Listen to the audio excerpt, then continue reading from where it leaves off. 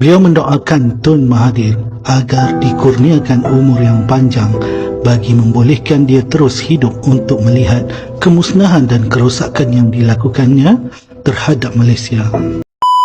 Assalamualaikum warahmatullahi wabarakatuh. Alhamdulillah geng, kita bersama lagi. Okey geng, hari ni aku nak berkongsi dengan hampa semua ucapan dan juga kata-kata daripada arwah Ustaz Fadeno. Arwah Ustaz Fadeno pernah mendoakan untuk Tun Dr. Mahathir ni agar dipanjangkan umur. Alhamdulillah, lagi 1 tahun cukup, 1 abad ataupun 10 abad, 100 tahun babe. Kita pun tahu arwah Tok Guru Nik Aziz, arwah Ustaz Fadeno, mereka ni adalah ahli ulama yang sangat-sangat menjaga tutur kata, yang sangat-sangat yang menarik minat, menarik hati orang-orang bukan Islam terhadap parti PAS. Dan waktu tu untuk pengetahuan nampak untuk sangat-sangat ramai orang-orang Cina, orang-orang India bersama dengan parti PAS, dan mereka bersimpati dengan apa yang berlaku kepada Datuk Seri Anwar Ibrahim selepas Datuk Seri Anwar Ibrahim dipecat. Dan Datuk Seri Anwar Ibrahim pun dah pesan dah, dia kemungkinan besar akan dituduh dengan apa-apa pendakwaan, tuduhan-tuduhan yang tak masuk akal. Tahu-tahu malam tu juga Datuk Seri Anwar Ibrahim ditangkap, macam diheret masuk ke dalam van, rumah dipecah, Anwar Ibrahim dibawa dan ditukar kepada kenderaan lain untuk nak bawa Anwar sumbat ke dalam penjara. Datuk Seri Anwar Ibrahim ni, dia sepatutnya kita contoh macam kita siapa-siapa akan ditangkap, akan disiasat, akan didakwa, proses pendakwaan daripada mahkamah rendah, lepas tu naik mahkamah tinggi, lepas tu mahkamah rayuan dan juga mahkamah persekutuan. Akan ada proses seperti mana kita tengok proses pendakwaan Najib Razak. Daripada A, B, C, D, biar sampai dia dah bersalah, sampai huruf Z, barulah dia masuk penjara. Tapi berbeza dengan zaman Datuk Seri Anwar Ibrahim kena. Anwar Ibrahim di penjara dulu, baru disiasat. Masuk akal tak masuk akal. Dan Perdana Menteri ketika itu, bukan main lagi kata, saya tahu segala-galanya. Mahathir cara dia cakap, saya tahu segala-galanya. Saya tahu memang Anwar macam ni, memang Anwar macam tu, macam ni. Sehingga usung tilam, pergi masuk ke dalam mahkamah lah, apa semua. Last Datuk Seri Anwar Ibrahim menang pertuduhan yang sangat jijik yang dikenakan kepada Datuk Seri Anwar Ibrahim. Dan apabila Anwar Ibrahim menang di mahkamah, tahu-tahu pertuduhan ditukar kepada kes lain, kes salah guna kuasa. So aku nak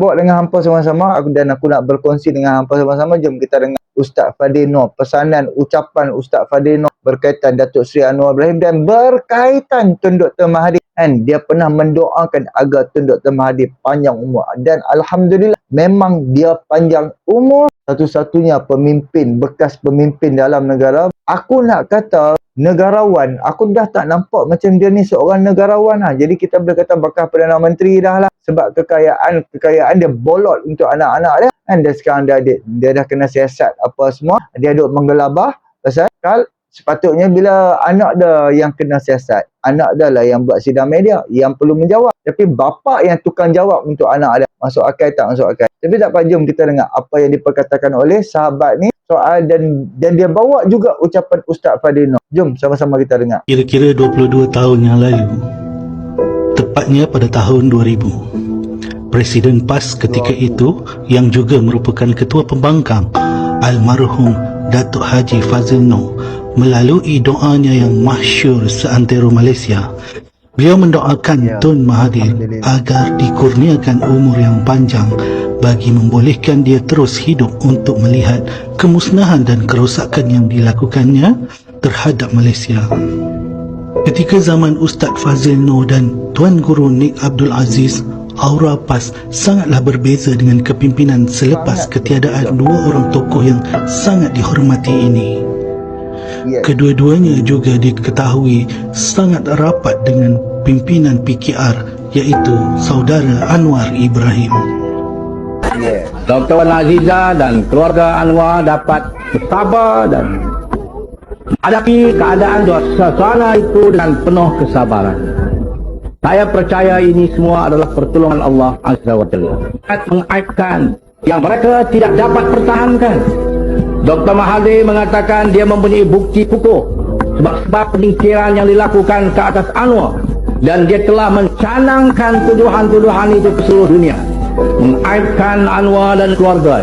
Tetapi bila tiba di mahkamah, mereka tidak boleh membawa keterangan-keterangan yang meyakinkan. Apa yang mereka bawa adalah tilam-tilam usang. Mereka tidak boleh membawa saksi. Amat memalukan. Pakar-pakar tidak menyokong tuduhan mereka. Ini membuktikan bahwa tuduhan Dr. Mahathir tidak benar. Dia telah bercakap bohong kepada rakyat. Dia telah bercakap bohong kepada dunia. Dan dia lupa bahwa dia telah berbohong di hadapan Allah Azza wa Jalla. Hampa bayangkan perkara ni kena kat diri kita. Kena dekat anak-anak kita, cucu-cucu kita ke apa, kawan-kawan kita. Kezaliman ni. Kan? Disebabkan menentang anak dia, menentang bill out kepada anak dia, menentang bagi duit kepada syarikat anak dia yang sedang rugi ketika itu. Dia singkir, dia buat tuduhan-tuduhan yang jijik.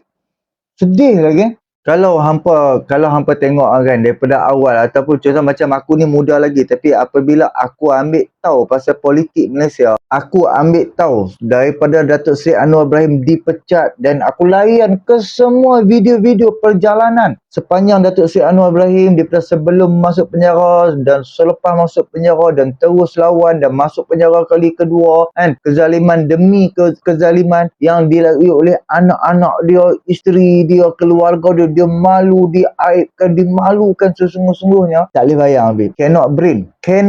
Tak boleh bayang kalau kena dekat kita. Sebab tu apabila seseorang tu dizalimi, dia angkat tangan, dia tadah doa, saja-saja Allah takkan bagi, Habib. Puluhan tahun Datuk Seri Anwar Ibrahim lawan Mahathir. Puluhan tahun Datuk Seri Anwar Ibrahim berpegang dengan Mahathir, mencari peluang untuk nak bongkarkan kekayaan. Tapi setelah 1 tahun Anwar Ibrahim naik menjadi Perdana Menteri, tak buat pun kezaliman terhadap Mahathir. Tak tangkap Mahathir pun, tak dakwa Mahathir pun. Mahathir yang cari pasal dengan Anwar Ibrahim. Dia pergi saman Anwar Ibrahim ucapan di dalam Kongres Parti Keadilan Rakyat. Dan Anwar Ibrahim terpaksa sertakan bukti di sebalik ucapan dia tu. Dan Anwar Ibrahim terpaksa sertakan. Jadi of course, mahkamah akan tahu. Sebab apa Anwar Ibrahim berani cakap macam tu. Dan kuasa sekarang ni ada di hujung kuku Anwar Ibrahim. Anwar Ibrahim nak tahu apa? Yang daripada tahun 70-an, daripada tahun 60-an. Data-data, fakta-fakta yang ada di dalam sistem kerajaan. Anwar Ibrahim boleh tahu mah. Alhamdulillah lah kita nampak. Alhamdulillah kita tengok doa Ustaz Fadino, Ustaz Arwah Tok Guru Ni Aziz dah mendoakan supaya Mahathir panjang umur. Dan sekarang kita boleh tengok hampir 10 abad dah kita boleh tengok doa dia. Kan doa tu dah benar-benar berjaya. Alhamdulillah, Allah makbul. Allah bagi benarkan Mahathir tengok asbab kerosakan budaya yang dia buat dulu dibuat oleh kerajaan sebelum Anwar Ibrahim. Mengkayakan kroni, mengkayakan anak-anak menantu, mengkayakan pupus papat, kroni-kroni, bagi projek jana wibawa, projek iklan sampai ratus juta ringgit, membazirkan duit negara. Aduh, hutang berbilion-bilion. Bayangkan tempoh 33 bulan. Apa yang dibuat oleh Mahathir, itulah yang dibuat oleh Perikatan Nasional. Bayangkan. Cuba apa fikir tengok hutang negara daripada 800 bilion PAM naik 1.5 trilion. Kalau hampa ikut Datuk Kamal Amir, setiap minggu dia berkongsi. Minggu lepas kerajaan hutang berapa belas bilion. Bulan ni kerajaan hutang berapa bilion. Belasan bilion setiap minggu. Kan? Dia duduk berkongsi. Hutang negara makin meningkat.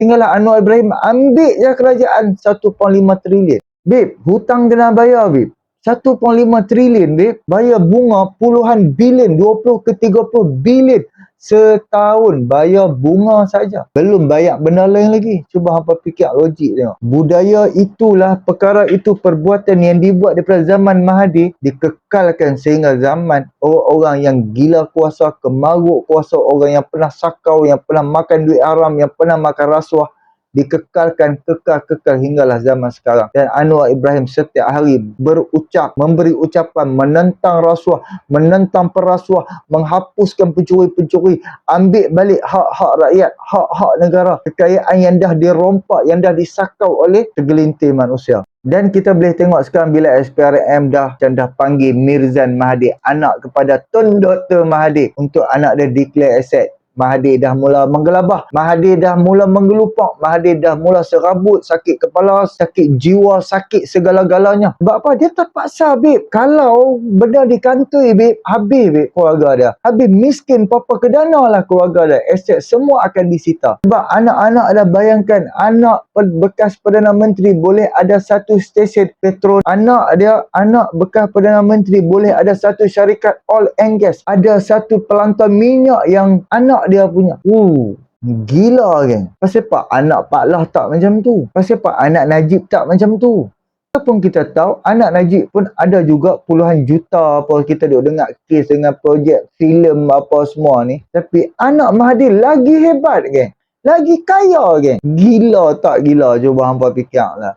Tahu mana dia kau, tahu mana dia ambil, kita pun tak tahu. Sebab tu kita boleh tengok sidang media pun dia dah tengah gundah gulana, huru-hara. Sepatutnya anak dia yang kena siasat. Sepatutnya anak dia yang perlu menjawab ataupun buat sidang media. Tapi kenapa bapak? Kenapa bapak yang kena buat sidang media? Sebab apa? Bukan anak dia. Sepatutnya orang yang kena siasat lah kena buat sidang media. Tapi kenapa bapak? Dan dia petik itu, dia petik ini. Last sekali dia cabang Anwar Ibrahim supaya bubarkan parlimen. Allahu Akbar. Masuk akal tak masuk akal? Awak, hang dah huru-hara dah, hang dah gundah gulana, tak ada arah dah.